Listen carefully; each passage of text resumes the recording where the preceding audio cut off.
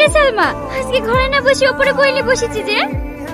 জানিস অনেকদিন ধরে আমাকে একজন চিঠি দিচ্ছে। এই, তুই কি বলছিস রে? তুই যে বলতে তোর চেহারা ভালো না, তোকে কেউ প্রপোজ করবে না।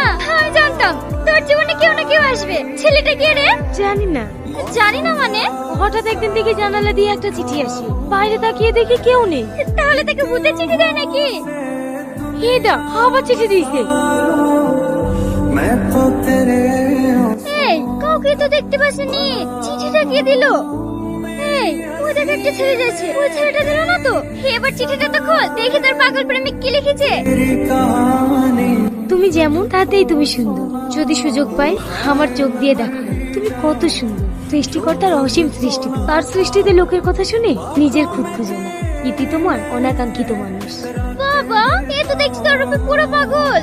সত্যিই পাগল।